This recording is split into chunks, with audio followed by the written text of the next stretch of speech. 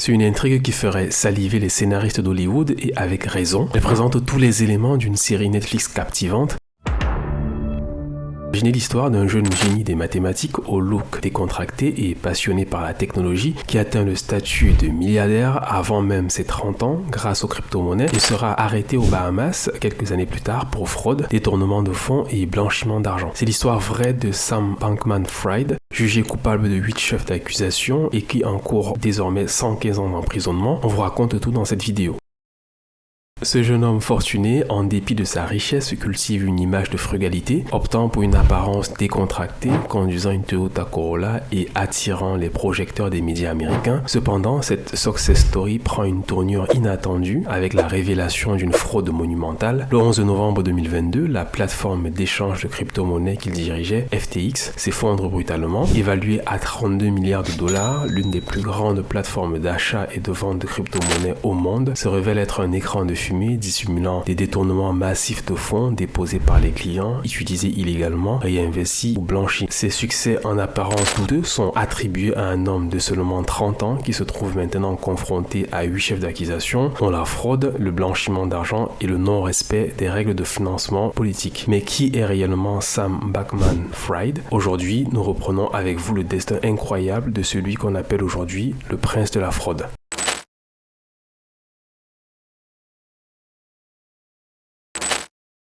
En 2021, Sam Bankman-Fried a révélé son adhésion précoce au principe de l'utilitarisme. Cette influence lui vient de ses parents qui sont tous deux enseignants en droit à Stanford. Cette philosophie évalue la moralité d'une action en fonction de la quantité de bonheur qu'elle génère. Mais Sam ne s'arrête pas là. Lors de ses études au MIT, il adhère au mouvement Effective Altruism, l'altruisme efficace ou IA pour les initiés, une branche de l'utilitarisme initiée par Peter Singer, une figure emblématique de la philosophie contemporaine.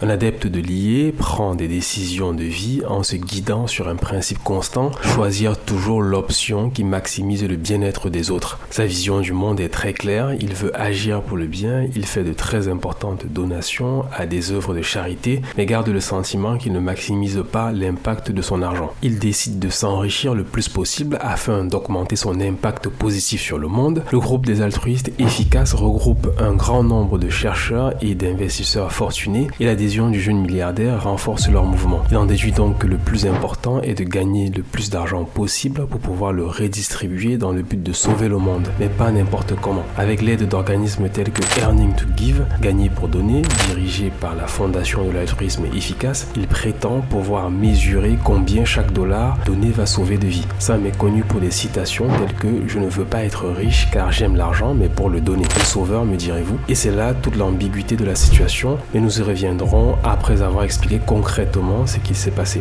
Comment le business florissant du jeune geek a-t-il pu s'effondrer en moins d'une semaine alors qu'il était coté à plusieurs milliards? Après avoir étudié au MIT et travaillé en tant que trader pour Jane Street Capital pendant 3 ans seulement, il crée en 2017 sa première entreprise Alameda Research, fonds d'investissement en trading de crypto-monnaies quantiques, notamment entre les États-Unis et le Japon. Cette fondation est un élément très important dans la chute de l'empire du prince de la fraude. À ce moment-là du récit, le monde des crypto-monnaies est en pleine expansion, il connaît un succès fulgurant. Sam se lance et grâce à ce qu'on appelle la prime du kimchi, il bâtit les premières fondations de son empire. Pour l'expliquer simplement, un bitcoin acheté aux États-Unis se revendra plus cher de 10% au Japon. Avec cette simple transaction, Sam Bankman fait son premier million et s'enrichit très rapidement, plus de 20 millions de dollars dans les 3 premières semaines. En 2018, il enregistre des transferts de 1 million d'euros par jour et sera repéré par le prestigieux fonds d'investissement Sequoia. Sequoia le perçoit alors comme un trader de génie et investit massivement dans ses projets, mais Sam ne souhaite pas s'arrêter à son fonds de recherche. Il veut révolutionner le monde de la crypto-monnaie. C'est ainsi qu'il crée FTX.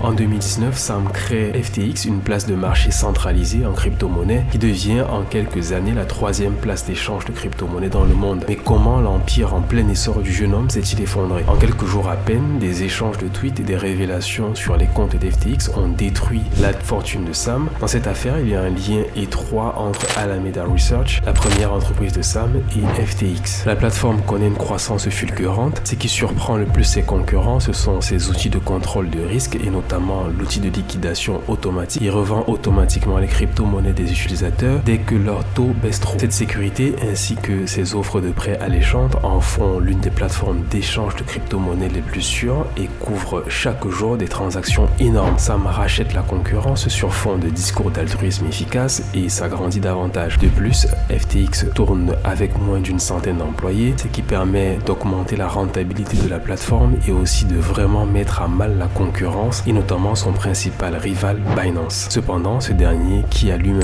investi dans FTX, ne compte pas en rester là. Et c'est lorsque Sam décide de racheter les parts de Binance qu'il joue la carte qui le mènera à sa perte. Pour poursuivre l'histoire, nous avons besoin de comprendre qui est vraiment Sam Bankman-Fried et sa mystérieuse vision du monde.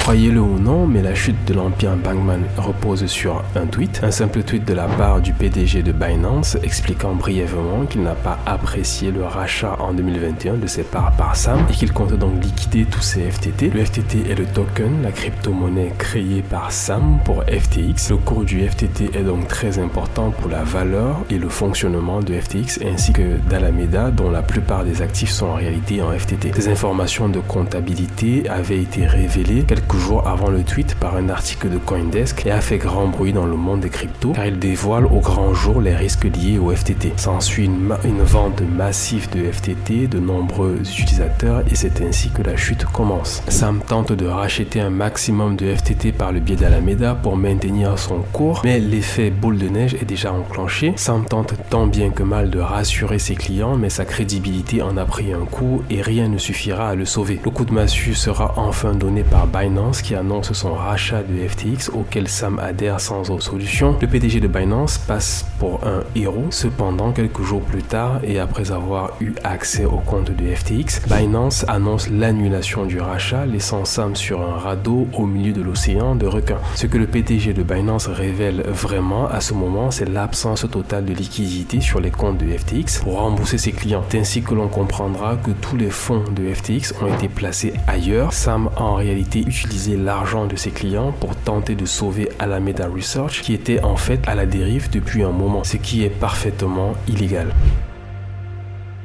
L'ambiguïté entre sa philosophie et les faits est troublante. Le doute sur la culpabilité pèse. Lors de son procès, Sam va nier avoir eu connaissance des transactions frauduleuses dont il est accusé. Cependant, de nombreuses actions pèsent contre lui, comme le fait qu'il ait investi d'énormes sommes d'argent dans la campagne de Joe Biden afin d'appuyer des projets de loi qui favorisent son activité et desservent son concurrent. Cela vient nettement entacher son image de Robin des Bois des temps modernes. Ce qui est sûr, c'est que Sam n'a pas contrôlé la situation et s'est laissé déborder par son succès au point de croire que sa gigantesque fraude passerait inaperçue jusqu'à ce qu'il puisse stabiliser les comptes d'Alameda Research. Aujourd'hui, le jeune homme d'à peine 30 ans, jugé coupable, encourt jusqu'à 115 ans de prison. Nous voici à la fin de notre plongée dans l'univers de Sam Bankman-Fried. J'espère que cette vidéo t'a plu. Si c'est le cas, mets un like pour m'aider à promouvoir la chaîne. N'oublie pas de t'abonner à la chaîne pour plus de contenu sur la cybersécurité et les technologies. On se retrouve bientôt pour une nouvelle vidéo. En attendant, je te recommande la vidéo suivante.